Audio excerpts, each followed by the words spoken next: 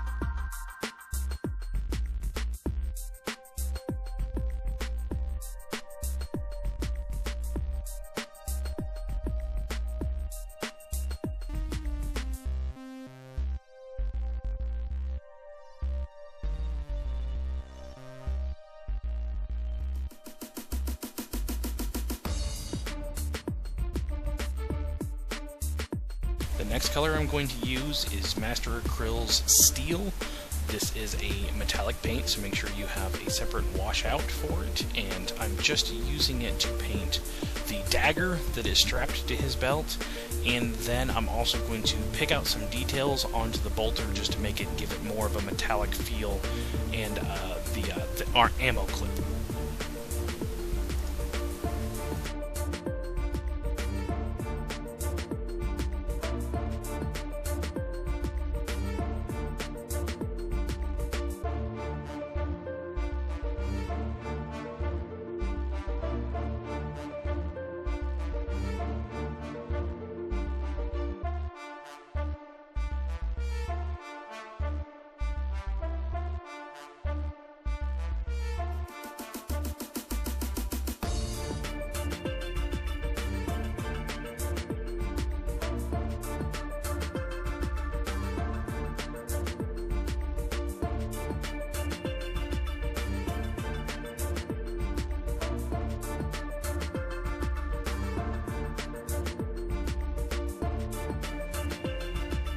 Our next color is Reaper Boned Shadow, and I'm using this to paint that little crossbones on the belt. The next paint will be Reaper's Blood Red, and we're using this as the highlight on the hair.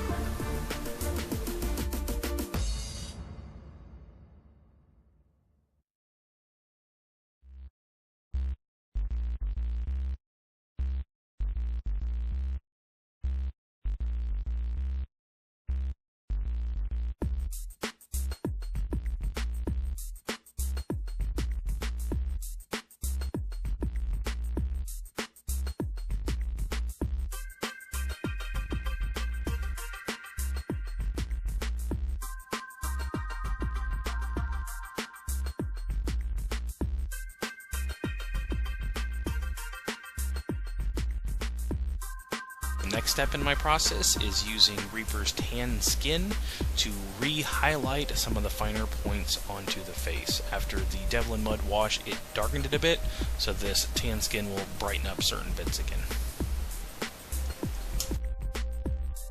The next color I'm going to use is Reaper's Aged Bone, and I'm going to use this to highlight that crossbones on the belt.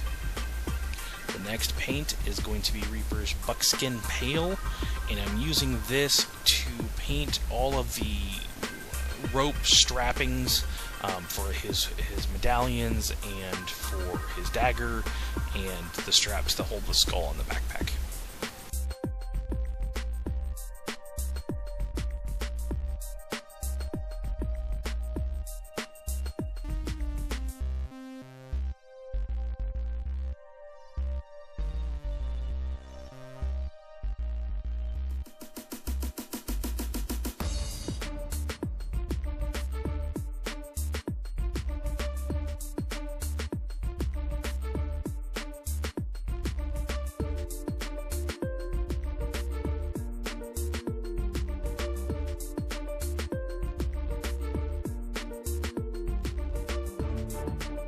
Next, we're going to use Citadel Devlin Mud Wash, and we're going to use this directly on all of those buckskin pale parts that will darken it up, deepen the shadows, and make it look a little bit more like rope.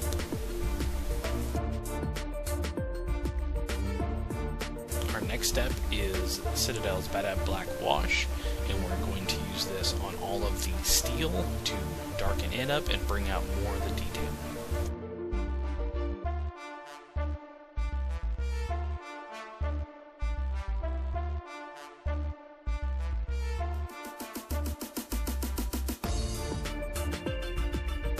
The next paint I'm going to use is Reaper's Special Edition Support Breast Cancer Awareness Pink. This model is for my wife, and she did want pink to be on there in some way, so I decided to do the shoulder pads in this pink. Make sure you support your breast cancer awareness.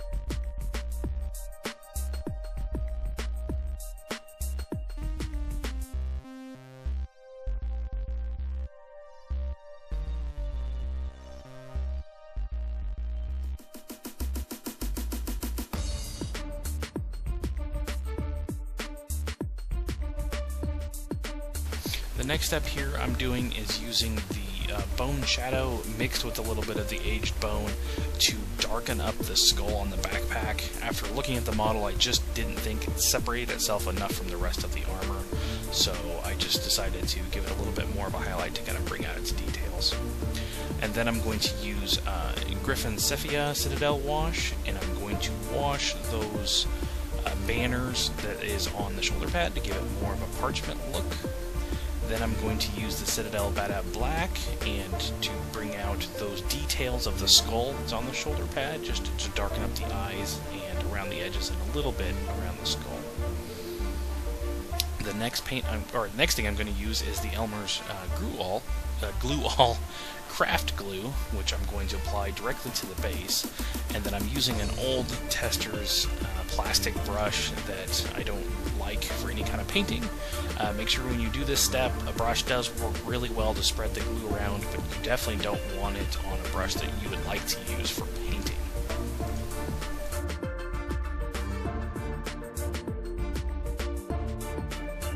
After I've applied all the glue, I'm going to bring out, I have some coffee grounds, some dried coffee grounds that I'm going to just dip the model into to cover up the base.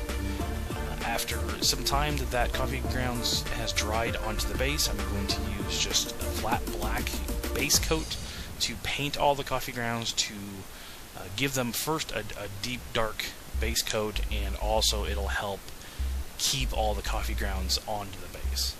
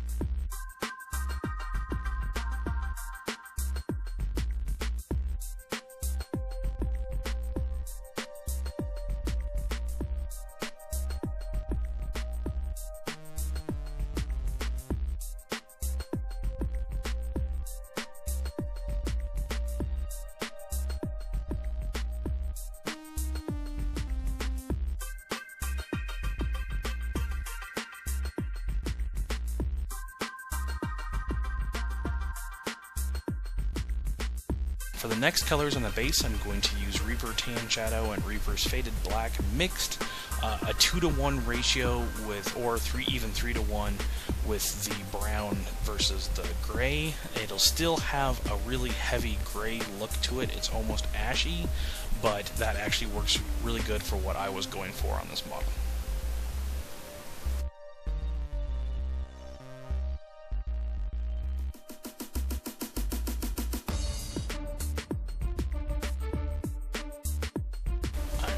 Bring out the all-purpose glue again, and I'm going to just apply it directly to the brush and then brush on a good majority of the base where the coffee grounds were, and we're going to use this to apply some snow effects from Gale Force 9.